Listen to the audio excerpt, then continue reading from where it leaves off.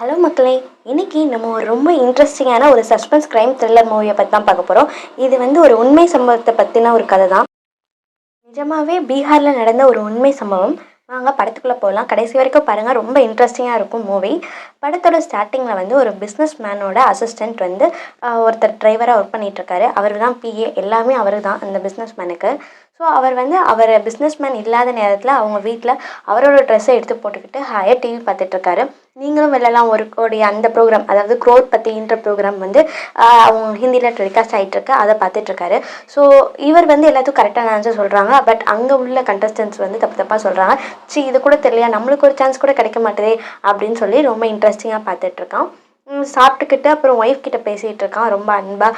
நான் ஊருக்கு வரும்போது ஒன்று பார்க்குறேன் செல்லம் அப்படி இப்படின்னு சொல்லி பேசிகிட்டு இருக்காங்க.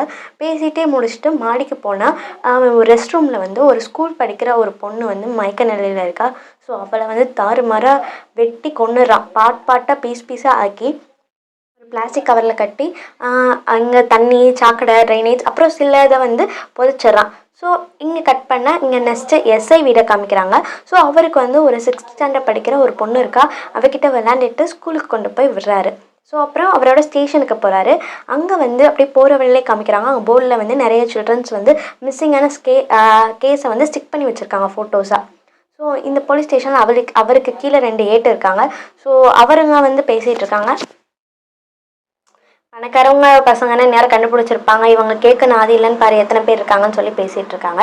ஸோ இப்போ ஒரு அங்கிள் வந்து கம்ப்ளைண்ட் பண்ண வராரு. அவர் பொண்ணு காணோன்னு சொல்லி கம்ப்ளைண்ட் பண்ண வராரு. எப்படியாச்சும் என் பொண்ணை கண்டுபிடிச்சிட்டாங்க. எக்ஸாமில் இந்த தடவை நல்ல மார்க் எடுத்தால் டிவி வாங்கி கொடுக்குறேன்னு சொன்னேன். ஆனால் வந்து இப்போ அவள் நல்ல மார்க் எடுத்துட்டா. நான் டிவி வாங்கி கொடுக்கலான்னு பார்த்தா அவளை காணோம். ப்ளீஸ் சார் எப்படியாச்சும் கண்டுபிடிச்சிட்டாங்கன்னு சொல்லி ரொம்ப அழுகிறாரு. நம்ம எஸ்ஐ சார் ஓகே பார்த்துக்கலாம் அப்படின்னு சொல்கிறாரு. எஃப்ஐஆர் போடுங்க, ஏன் எஃப்ஐஆரே போட மாட்டீங்க அப்படின்னு சொல்கிறாரு. ஸோ நம்ம எஸ்ஐ சாருக்கு என்னென்னா எஃப்ஐஆர் போட்டால் கண்டிப்பாக அதை கண்டுபிடிச்சாலும் இது என்னன்னு சொல்லி ஹையர் அஃபிஷியல்ஸ் கொஸ்டின் கேட்பாங்கன்னு சொல்லி வர கேஸ் எல்லாம் எஃப்ஐஆர் போடாமல் அப்படியே பேசி அமுச்சு விட்டுறாரு. ஸோ இந்த அங்கிளுக்கும் வந்து காசை கொடுத்துட்டு இதெல்லாம் கண்டுபிடிச்சலாம், நீங்கள் ஒன்றும் கவலைப்படாதீங்க, போங்க செலவுக்கு வச்சுக்கன்னு சொல்லி அனுப்பி விட்டுறாரு. ஸோ அந்த அங்கிள் வந்து நான் என் பொண்ணோட ஃபோட்டோவையாச்சும் அந்த போர்டில் ஸ்டிக் பண்ணிட்டு போகிறேன்னு சொன்னோடனே பண்ணிட்டு போங்க, நான் பார்த்துக்கிறேன், அடுத்து கண்டுபிடிச்சிடலாம் சொல்லி ரொம்ப அலட்சியமாக அந்த எஸ்ஐ சார் சொல்லி பேசிகிட்டு இருக்காரு. அதுக்கடுத்து செக்டர் 36ன்ற ஏரியா காமிக்கிறாங்க. ஸோ இங்கே தான் வந்து ரொம்ப இந்த சேரி குழந்தைங்கன்னு சொல்லுவாங்களா, அந்த மாதிரி நிறைய குழந்தைங்க வந்து விளையாண்டுட்டு இருக்காங்க. ஸோ அவங்க கிரிக்கெட் விளையாடும்போது பால் வந்து ட்ரைனேஜ்குள்ளே விழுந்துடும். ஸோ அதில் ஒரு பையன், அவன் பேர் அலி. ஸோ அவனை போய் எடுத்துகிட்டு வர சொல்லுவாங்க. அவன் எடுக்க போகும்போது அங்கே ஒரு எலும்பு கூடு கையை பார்க்குறாங்க. ஸோ இது என்னன்னே தெரில. போலீஸ்க்கு ஃபோன் பண்ணுறாங்க. போலீஸ்லாம் வந்து பார்த்த உடனே இது ஏதோ ஒரு குரங்குல சிம்பான்சியோட கையாக இருக்கும். பக்கத்தில் வந்து இவங்க ஏரியாவை தாண்டி கொஞ்சம் தூரத்தில் வந்து ஜூ இருக்கும். ஸோ அங்கே ஏதாச்சும் மிருகங்க அடிபட்டு அதை கையை தூக்கி போட்டிருப்பாங்க. ஸோ அந்த இதுதான் இது டிகே இப்படி இருக்குது, ஒன்றும் பிரச்சனை இல்லை, நாங்கள் பார்த்துக்குறோம், யார் கண்டுபிடிச்சான்னு சொல்லி அலிக்கு வந்து அவர் நம்ம எஸ்ஐ சார் வந்து ஒரு 100 ரூபா கொடுத்து அப்ரிஷியேட் பண்ணுவாங்க. இந்த மாதிரி தான் இருக்கணும், எதுனாலும் பயப்படாமல் போலீஸ் கால் பண்ணணும்னு சொல்லிட்டு அங்கேருந்து கிளம்பிடுவாங்க. இதெல்லாம் பிரேம் வந்து அந்த பிஸ்னஸ்மேன் வீட்டு மாடியிலேருந்து வாட்ச் பண்ணிக்கிட்டே இருப்பான். ஸோ க்ரோர் ஷோ இது வந்து அந்த டைமில் வந்து ரொம்ப பாப்புலரான ஷோ. எல்லார் வீட்லேயும் இந்த ஷோ டெலிகாஸ்ட் ஆகிட்ருக்கும். ஸோ அலியோட வீட்டில் அவங்க அம்மா வந்து போய் ஏதோ முட்டை ஏதோ வாங்கிட்டு வர சொல்லுவாங்க கடையில் லேட் நைட்டில். ஸோ இவனும் கிளம்பி போவான். ஒரு 10 o'clock மேலே இருக்கும். போயிட்டு தனியாக வந்துட்டு இருக்கும்போது நம்ம பிரேம் வந்து ஒரு மூலையில் உட்காந்துட்டு ஏதோ சாக்லேட் மாதிரி காமிப்பாங்க. இந்த உனக்கு வேணுமா, வந்து வாங்கிக்கோ அப்படின்னு சொல்லி கேட்கும்போது அலியும் பக்கத்தில் போவான். பார்த்தா அலியை அப்படியே கிட்னாப் பண்ணிட்டு போயிடுவான். ஸோ இந்த மாதிரி ஒவ்வொரு குழந்தைங்களாம் கடத்தி வெட்டி நம்ம பிரேம் வந்து ஆர்கனை திருடிட்டு அவங்கள வந்து கொஞ்சம் கை கால் எல்லாம் ட்ரைனேஜ்லேயும் மற்ற பார்ட்ஸ் எல்லாம் வந்து புதைச்சும் வச்சுட்டே வரான். ஸோ இப்போ வந்து அலியும் கட்டி போட்டு வச்சுருக்கான். அலி வந்து எங்கள் அப்பா செக்யூரிட்டி ஆஃபீஸர், கன்னை வச்சு உன்னை சுற்றுவார், என்னை மரியாதையாக விடு அப்படின்னு சொல்லி பேசிகிட்டு இருக்கான். ஸோ அலி இப்போ வந்து பிரேம் வந்து ஐயோ அப்படியா, எனக்கு ரொம்ப பயமாக இருக்குது, போடா லூஸு, அதெல்லாம் எவ்வளோ பெரிய கொம்பனே வந்தாலும் என்னை ஒன்றுமே செய்ய முடியாது, நான் எந்த வீட்டில் இருக்கேன், பல்பீர் சிங் வீட்டில் இருக்கேன், அவரை மிஞ்சி யாராச்சும் என்னை பிடிக்க முடியுமா அப்படின்னு சொல்கிறாங்க. ஸோ இதுலேருந்து வந்து அந்த பெரிய பணக்காரர் பேரை யூஸ் பண்ணி வேறு தப்பிக்கிற மாதிரி காமிச்சிட்ருப்பாங்க. ஸோ வேணாம்னு சொல்லி அலி வந்து ரொம்ப அந்த சின்ன பையன் ரொம்ப பயப்படுவான். நீ வந்து வேஸ்ட்டுடா, அந்த நாட்டுக்கும் இந்த பூமிக்கு வேஸ்ட்டு, உன்ன மாதிரி உங்கள் அப்பா அம்மா வந்து 4-5 பிள்ளையை பெற்று போட்டு என்ன ஆக போறீங்க, மிஞ்சி போனால் உங்கள் அப்பனை மாதிரி நீயும் ஒரு செக்யூரிட்டி ஆஃபீஸர் ஆவ, இல்லை எங்கேயாச்சும் போய் ஏதாச்சும் ஒரு கேவலமான வேலை பார்ப்ப, பிச்சை எடுப்ப, அதுக்கு எதுக்கு நீ இவ்வளோ கஷ்டப்பட்டு வளர்ந்து வந்து இந்த நாட்டில் உள்ள பேரை கெடுக்கிற, அதுக்கு உன்னோட ஆர்கனை நீ கொடுத்தேன்னா அது பெரிய பணக்காரவங்க வீட்டுக்கு உதவியாக இருக்குல்ல, அவங்க பிள்ளைங்க நல்லா வாழ்வாங்களே அப்படின்னு சொல்லிட்டு இந்த கான்செப்டை யூஸ் பண்ணி தான் ஒவ்வொரு குழந்தைங்களாம் வந்து கடத்தி கிட்னாப் பண்ணி ஆர்கனை திருடிட்டே வரான். ஸோ இந்த மாதிரி ஆர்கனை திருடிட்டு வரும்போது தான் நம்ம ஹீரோவோட ஃப்ளாஷ்பேக் காமிக்கிறாங்க. அதாவது இப்போ பிரேம் அவனோட ஃப்ளாஷ்பேக் என்னென்னா, அவன் சின்ன வயசாக இருக்கும்போது அவங்க மாமா மட்டன் கடையில் தான் அவன் ஒர்க் பண்ணுவான். ஸோ அவர் வந்து மட்டன் வெட்டி வெட்டி கொடுப்பாரு. அதே கடையில் இவனும் அசிஸ்டண்ட்டாக இருப்பான். ஸோ அவங்க மாமா வந்து இவனை மிஸ்யூஸ் பண்ணுற மாதிரி காமிச்சிருப்பாங்க. ஸோ அதில் டென்ஷனான நம்ம பிரேம் வந்து மாமாவே வெட்டி துண்டு துண்டாக்கி இந்த மாதிரி சாக்கடையில் கொண்டு போய் போட்டுருவான். ஸோ இதுதான் இவனோட ஃபஸ்ட்டு மர்டர்னு சொல்லி காமிக்கிறாங்க. அப்புறம் கொஞ்ச நேரத்தில் வந்து கம்பவுண்டர் வராரு, ஆர்கனை வந்து கொடுத்து அமுச்சு விட்றாரு. ஸோ இந்த பிஸ்னஸ் மேனில் வீட்டில் யாருமே கொஷின் கேட்க மாட்டாங்க. இதை ஒரு வாடிக்கையாக வச்சுட்ருப்பான். ஸோ செக்டர் 36 நிறைய குழந்தைங்க மிஸ்ஸிங் ஆகும். ஆனால் இங்கே உள்ள எஸ்ஐ இன்ஸ்பெக்டர்ஸ்க்கு கேஸ் வந்தாலும் இவங்களே எங்கேயாச்சும் பாம்பே அந்த மாதிரி இடத்துல குழந்தைய பணத்துக்காக விற்றுருவாங்க, வந்து அப்புறம் நம்ம பேருக்காக வந்து கேஸ் கொடுப்பாங்கன்னு சொல்லி ரொம்ப அலட்சியமாக நினச்சிக்கிட்டே இருப்பாங்க. ஸோ இந்த பிஸ்னஸ் மேன் இருக்கார்ல, அவர் இப்போ வீட்டில் இருக்க மாட்டார். அவர் ஃபேமிலியோடு வந்து வேறு ஒரு இடத்துல வந்து அவங்க பேத்தி பர்த்டே செலிப்ரேஷன் பண்ணிகிட்ருப்பாரு. ஸோ அப்போ அவருக்கு வந்து home minister, DIG, inspector, IG, commissioner நிறைய பேர் வந்து விஷ் பண்ணவும் நேர்லேயே பர்த்டே பார்ட்டிக்கு வந்திருப்பாங்க. ஸோ அவருக்கு பெரிய பெரிய ஆளுங்களோடலாம் பழக்கம் இருக்குன்னு இந்த படத்தில் வந்து காமிச்சிருப்பாங்க. ஸோ அப்படி இருக்கும்போது சுங்கின்னு ஒரு பொண்ணுக்கு கால் பண்ணி, அங்கே உள்ள லேடிஸ்லாம் வந்து இந்த பிஸ்னஸ் மேன் கொஞ்சம் தப்பான ஆள், ஸோ ஒரு தப்பான கண்ணோட்டத்தில் பார்க்கும்போது ஃபோன் பண்ணி சுங்கி இன்னைக்கு வீட்டுக்கு வர சொல்லிடு அப்படின்னு சொல்லி கால் பண்ணி இன்ஃபார்ம் பண்ணுறாரு. ஸோ இப்போ சுங்கி வீட்டில் காமிக்கிறாங்க. சுங்கி வீட்டில் வந்து ஒரு எங்கல் தான், ஸ்கூல் படிக்கிற பொண்ணு. அதாவது இப்போ மிஸ்ஸிங் ஆனான்னு சொன்னேன்ல ஒரு பொண்ணு, அவள் தான் இந்த சுங்கி. ஸோ இது ஒரு ஃப்ளாஷ்பேக் மாதிரி காமிச்சிட்ருக்காங்க. ஸோ அவங்க அப்பா அம்மாவே பேரண்ட்ஸே வந்து இவளை வந்து தப்பான தொழிலுக்கு அமுச்சு விட்றாங்க.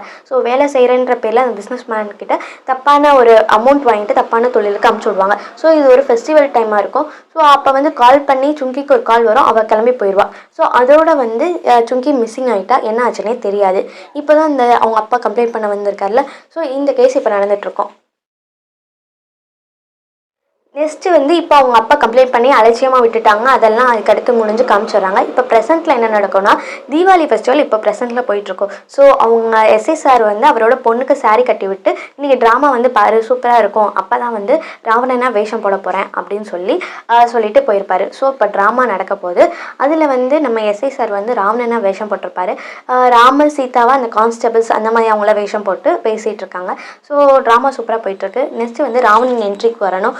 அப்போ போய் இந்த சுங்கியோட அப்பா வந்து நம்ம எஸ்ஐ சார் கிட்ட, நீங்கள் ரொம்ப அலட்சியமாக இருக்கீங்க, எஃப்ஐஆர் கூட போட மாட்டீங்க, இதே உங்கள் பொண்ணுக்கு நடந்திருந்தால் இப்படி பேசுவீங்களா அப்படின்னு சொல்லி ஏதோ பேசிடுறாரு.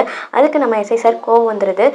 எல்லா நேரத்துலையும் நாங்களும் கேஸுன்னு இருக்கணுமா, எங்களுக்குன்னு தனிப்பட்ட விருப்பெல்லாம் இருக்காதா அப்படின்னு சொல்லி ரொம்ப கத்த ஆரம்பிச்சிருவாங்க. கத்திக்கிட்டே அப்படியே ஸ்டேஜுக்கும் போய் கத்த ஆரம்பிச்சிருவாரு. இந்த கான்ஸ்டபிளோட அம்மாவுக்கு கேன்சர், இவருக்கு ஒரு நாள் கூட லீவே தரல, இப்படி நாங்கள் லீவ் போடாமல் தானே எப்பயும் ஒர்க் பண்ணுறோம், எல்லா இடத்துலையும் ஒர்க் பண்ணிகிட்டே இருக்க முடியுமா அப்படின்னு சொல்லி கத்திடுறாங்க. இதில் வந்து மற்ற எல்லாருமே இதை பார்த்து ஷாக் ஆயிடுவாங்க. ஸோ அவங்க ஒய்ஃபும் பார்த்துட்டு, ஏன் இப்படி கோவப்படுறீங்க அப்படின்னு சொல்லி அவங்க ஹஸ்பண்ட்டை கேட்கும்போது, எல்லா நாளும் ஒர்க்குன்றாங்க, எங்களுக்குன்னு சில ஆசை பாசெல்லாம் இருக்கும்ல, 24 மணி நேரம் ஒர்க் பண்ணுறதுக்கு நான் ரோபோட்டா, சரி விடுங்க, அதெல்லாம் ஒன்றும் இல்லை, போலீஸ் தானே நீங்கள் மக்களை காப்பாற்றி தானே இருக்காங்க, ஸோ அவங்க தேவைன்னா இப்படி தான் கேட்பாங்க, அதெல்லாம் நீங்கள் மனசில் வச்சுக்காதீங்க அப்படின்னு சொல்லி பேசிகிட்டு இருக்காங்க. பார்த்தா இவங்க பொண்ணு மிஸ்ஸிங். எங்கள் பொண்ணை காணும்னு கேட்கும்போது ரெஸ்ட் ரூம் போயிருக்கா அப்படின்னு சொல்கிறாங்க. ஸோ கூட யாரும் போலையா, இல்லை அவள் ஃப்ரெண்ட்ஸோட போயிருக்கான்னு சொல்லிட்டு அவங்க அம்மா சர்ச் பண்ண போவாங்க. பார்த்தா பொண்ணை காணும். ஸோ எல்லா இடத்துலையும் தேடி பார்ப்பாங்க. கடைசியில் பார்த்தா பிரேம்குமார் பொண்ணை தூக்கிட்டு ஓடுறத நம்ம எஸ்ஐ சார் பார்த்து கத்திட்டே ஓடி வருவார். ஸோ பொண்ணை கீழே போட்டுட்டு அவன் வேகமாக ஓடிடுவான். ஸோ பொண்ணை தூக்கிட்டு அங்கே ஒரு ஆம்புலன்ஸ் நிற்கும் ரெடியாக, அதில் பொண்ணை வந்து ஏற்றி விட்டுட்டு நம்ம பிரேம்குமாரை சர்ச் பண்ணி ஓட ஆரம்பிச்சிருவாரு நம்ம எஸ்ஐ சார். ஸோ எங்கே ரொம்ப தூரம் துரத்துக்கிட்டே போவார். அப்புறம் பிரேம் வந்து மிஸ் ஆயிடுவான். ஸோ அப்படி போகும்போது மிஸ் ஆகிட்டான்னு சொல்லிட்டு அந்த வழி தான் நம்ம சுங்கி வீடு இருக்கும். ஸோ நீங்கள் நாளைக்கு ஸ்டேஷன் வாங்க, உங்களுக்கு எஃப்ஐஆர் போட்டுறேன் அப்படின்னு சொல்லிட்டு கிளம்பி நம்ம எஸ்ஐ சார் போயிடுவார். ஸோ இப்போ ஹாஸ்பிட்டல் போய் பார்ப்பாரு, பொண்ணு சேஃப் தான், ஒன்றும் ஆயிருக்காது. ஸோ அவளுக்கு மயக்க மருந்து கொடுத்து கர்ச்சீஃபில் மயக்க மருந்து ஸ்ப்ரே பண்ணி அவளை கடத்திட்டு போக பார்த்துருப்பாங்க. ஸோ இப்போ அவங்க ஒய்ஃப் வந்து திட்டுறாங்க, சொந்த பொண்ணை கூட பார்த்துக்க முடியல, நீ இந்த பொண்ணு கூட நம்ம பொண்ணுக்கே செக்யூரிட்டி தர வைக்கல உனக்கு, நீ எப்படி இந்த ஊரில் உள்ள அனைத்து குழந்தைங்களையும் பார்த்துப்ப, அவங்களுக்குலாம் என்ன சேஃப்டி இருக்குது, நம்ம போலீஸ்காரன் பொண்ணுக்கே சேஃப்டி இல்லாத போது அவங்களாம் பாவம் தானே, நீ இந்த ஊரில் இருக்க எல்லா குழந்தைங்களும் எப்படி வந்து மாயமானாங்கன்னு கண்டுபிடிச்சிட்டு வா, அப்புறம் வந்து நீ நம்ம பொண்ணை பாருன்னு சொல்லி திட்டி அமுச்சு விட்றாங்க. ஸோ இப்போ நம்ம எஸ்ஐ சார் வந்து பொறுப்பாயிட்டாரு. ரொம்ப அலட்சியமாக கண்டுக்காமல் இருந்த எஸ்ஐ சார் எப்படியாச்சும் இதை தடுக்கணும், செக்டர் 36 நிறைய குழந்தைங்க வந்து மிஸ்ஸிங் ஆகுதுல, அதை நம்ம எப்படியாச்சும் கண்டுபிடிக்கணும் அப்படின்னு சொல்லி நினைக்கிறாங்க. நெக்ஸ்ட்டு சுங்கி ஃபாதர் அடுத்த நாள் வந்து எஃப்ஐஆர் போட்டு வர்றாங்க. ஸோ வந்து சுங்கியை வந்து நான் வந்து பல்பீர் சிங், அந்த பிஸ்னஸ் மேனோட பேர் வந்து பல்பீர் சிங்கில் தான் வந்து நான் விட்டுட்டு வந்தேன், அவன் தான் என் பொண்ணை வந்து ரேப் பண்ணி மர்டர் பண்ணிட்டான் அப்படின்னு சொல்கிறாங்க. ஸோ இப்போ பல்பீர் சிங் வீட்டுக்கு நம்ம எஸ்ஐ சார் போகிறாரு. போய் விசாரிச்சிட்ருக்காரு. அப்போ பிஸ்னஸ்மேன் அவர் வந்து சாப்பிட்டுட்ருக்கார் பல்பீர் சிங். நியூஸில் வந்து என்ன டெலிகாஸ்ட் ஆகும்னா, ஒரு சின்ன பையன், அதாவது பெரிய பணக்கார வீட்டோட சின்ன பையன் வந்து மிஸ்ஸிங் ஆகிட்டா, கடத்திட்டு போயிட்டாங்கன்னு சொல்லி அதை நிறைய போலீஸ் ஆஃபீஸர்ஸ் வந்து தேடுற மாதிரி நியூஸில் காமிச்சிட்ருப்பாங்க. ஸோ அதை வந்து நம்ம பல்பீர் சிங் பார்த்துட்ருக்காங்க. இந்த சைடு நம்ம எஸ்ஐ சார் வந்து இந்த மாதிரி சுங்கி உங்கள் ஆஃபீஸில் வேலை பார்த்து பொண்ணு வந்து மிஸ்ஸிங் ஆகிட்டாங்க, கடைசியாக அது உங்களை பார்க்க தான் வந்த மாதிரி சொல்கிறாங்க, அவர் அப்பா சொன்னாருன்னு சொல்லும் போது, இல்லை அன்றைக்கி நான் இந்த ஊர்லேயே இல்லை, அவள் என்ன பார்க்க வரல, அப்புறம் தான் லேட்டராக தான் எனக்கு தெரியும் அவள் மிஸ்ஸிங்னு, ஸோ இதுக்கும் எனக்கும் சம்மந்தம் இல்லை அப்படின்னு சொல்கிறாங்க. பக்கத்தில் பிரேம் இதெல்லாம் கேட்டுக்கிட்டு நின்றுட்டுருக்கான். ஸோ இப்படி பேசிகிட்டு இருக்கும்போது சுங்கியோட ஃபாதர் வந்து வேகமாக கத்திட்டு இருக்காரு. நீ தான் என் பொண்ணை கொலை பண்ணிட்ட, நீ ஒரு கொலைகாரன், அவளை நீ தான் ஏதோ பண்ணிட்ட, என்ன பண்ணன்னு சொல்லு அப்படின்னு சொல்லி கத்திட்டு இருக்காங்க. ஸோ இப்போ தான் பல்பீர் சிங் ஒரு விஷயம் சொல்கிறா. அவள் ஒன்று என் வீட்டுக்கு வேலைக்கு வரல, அவள் ஒரு ப்ராஸ்டியூட்டை, அவங்க அப்பனுக்கும் காசு தந்தேன், அவளுக்கும் காசு தந்தேன், காசு பத்தலைன்னு சொல்லி இது ஒரு ட்ராமா ஆடிட்டு இருக்காங்க, இதுக்கும் எனக்கும் சம்மந்தம் இல்லைன்னு சொல்லிட்டு நம்ம பல்பீர் சிங் வந்து ஃபோன் பண்ணி ஐஜி அவருக்கு ஃபோன் பண்ணி, அவரும் இவரும் கிளாஸ்மேட் ப்ளஸ் நல்லாவே தெரியும், இவருக்கு தான் கமிஷனர் வரைக்கும் வந்து இன்ஃப்ளூயன்ஸ் யூஸ் பண்ணி இந்த மாதிரி எஸ்ஐ சார் தேவையில்லாமல் கேஸுக்கெல்லாம் வந்து என் வீட்டுக்கு வரான் அப்படின்னு சொல்லி சொல்கிறாங்க. ஸோ இப்போ எஸ்ஐ சார் வந்து ஐஜி கிட்ட பேசுகிறாரு. இல்லை சார், சும்மா விசாரிக்க தான் வந்தேன். விசாரிக்கனா நீ எங்கே வேணால் போயிடுவியா? ஒரு ப்ரோட்டோக்கால் இருக்குது, அதை ஃபாலோ பண்ண மாட்டியா? இதெல்லாம் வேஸ்ட்டு கேஸு. அவனே அவங்க பொண்ணு வந்து இந்த மாதிரி வேலைக்கு அமுச்சு விட்டு எங்கே விற்றுட்டு இந்த மாதிரி வந்து ட்ராமா ஆடுவாங்க, இதெல்லாம் பெரிய விஷயம் சொல்லிட்டு நீ இங்கெல்லாம் போயிட்டுருக்காத, நீ வந்து ஆஃபீஸுக்கு வா, ஸ்டேஷனுக்கு வா அப்படின்னு சொல்கிறாங்க.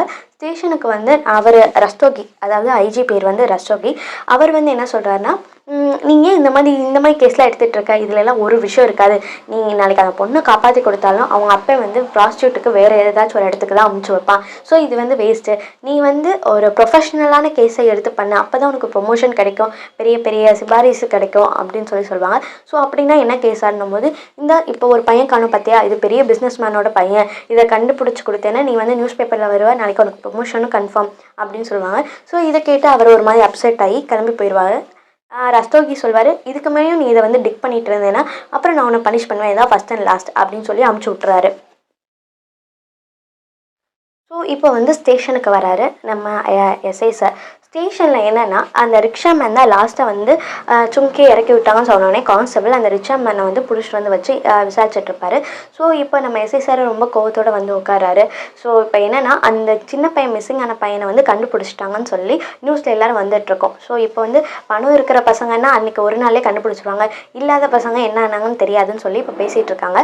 இப்போ நம்ம எஸ்ஐ சார் இதுக்கு மேலே இதில் இன்வால்வ் ஆக வேணாம், நம்மளுக்கு பேர் கிடைக்கலனாலும் பரவாயில்ல, பனிஷ் பண்ணுவேன்னு சொல்கிறாங்களா, எதுக்கு இனிமேல் இன்வால்வ் ஆகிட்டு அப்படின்னு சொல்லிட்டு ரிக்ஷா மேனை அமுச்சு விட்ருங்க அப்படின்னு சொல்கிறாங்க. சரின்னு ஓகேன்னு அவர் அமுச்சு விட போகும்போது அவர் ஃபோனை எடுத்து கொடுக்கலாம் போகும்போது ஃபோனில் வந்து நிறைய ஹாட் அண்ட் ஸ்டிக்கர்ஸாக ஒட்டியிருக்கும். ஸோ ரிக்ஷா மேன் இந்த மாதிரிலாம் ஒட்டுறதுக்கு வாய்ப்பே இல்லைன்னு சொல்லி ஃபோனை தா அப்படின்னு சொல்லி பார்ப்பாங்க. பார்த்தா இது வந்து சுங்கியோட ஃபோன். சுங்கி கடைசியாக பேசினது வந்து பிரேம் கிட்ட தான் அந்த நம்பர் இருக்கும். ஸோ வந்து இப்போ ரிஷாக்காரன் மாட்டிக்கிட்டான். எவ்வளவோ தெளிவாக பண்ணிவிட்டு கடைசியில் இதை பார்க்கலையா அப்படின்னு சொல்லி ரிஷா கண்ணை தூக்கி கும்பின பிறகு தான் ஒரு விஷயம் தெரியுது.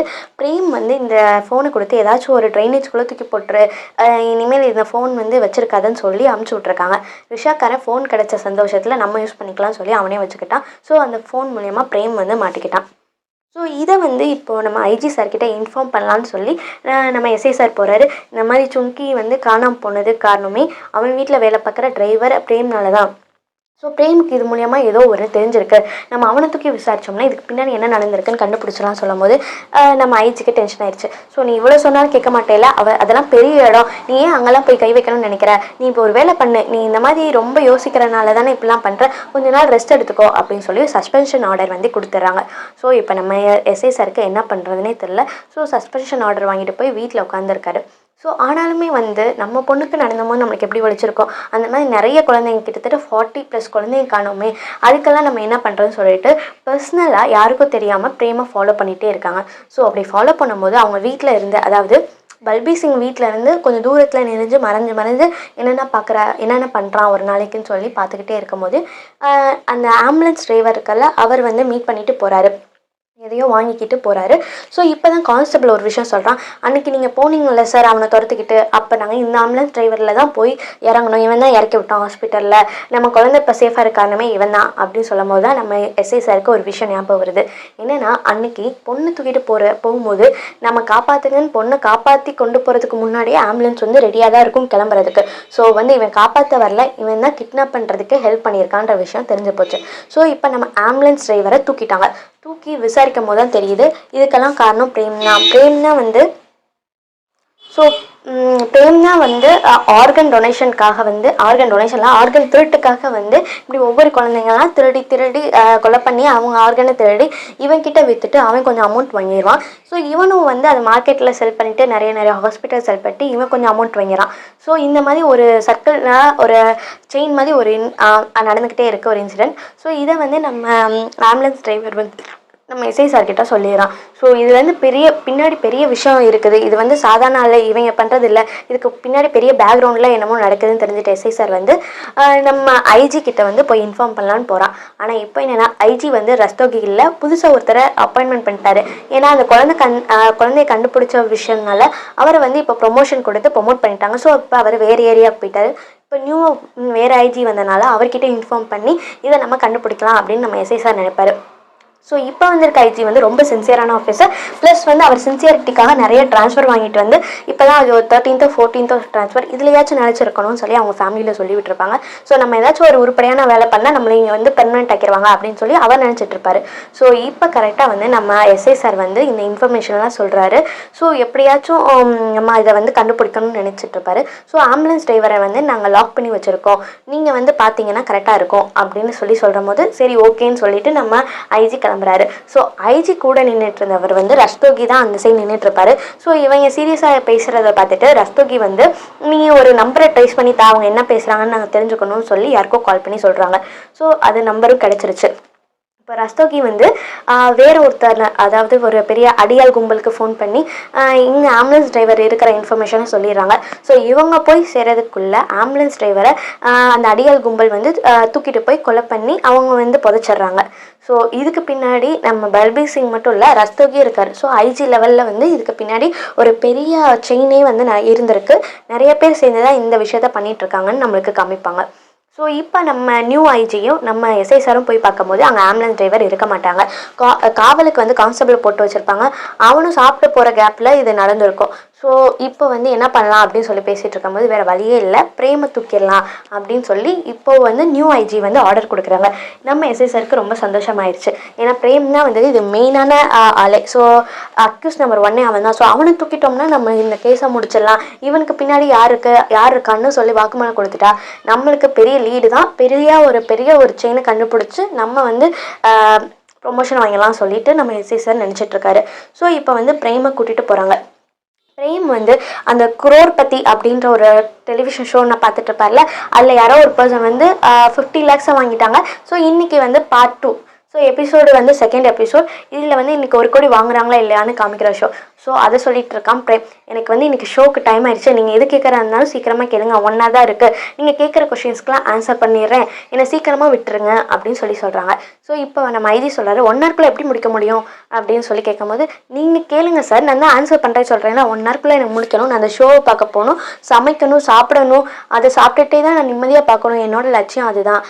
இன்றைக்கி தான் வந்து ஒரு சூப்பரான கண்டஸ்டன்ட் வந்திருக்காங்க, அவங்க ஜெயிக்கிறாங்களா இல்லையான்னு பார்க்கணும் அப்படின்னு சொல்கிறாங்க. ஸோ இப்போ தான் வந்து கொஷின் ஆரம்பிக்கிறாரு நம்ம எஸ்ஐ சார். சும்கியா உனக்கு தெரியுமா அப்படின்னு கேட்குறாரு.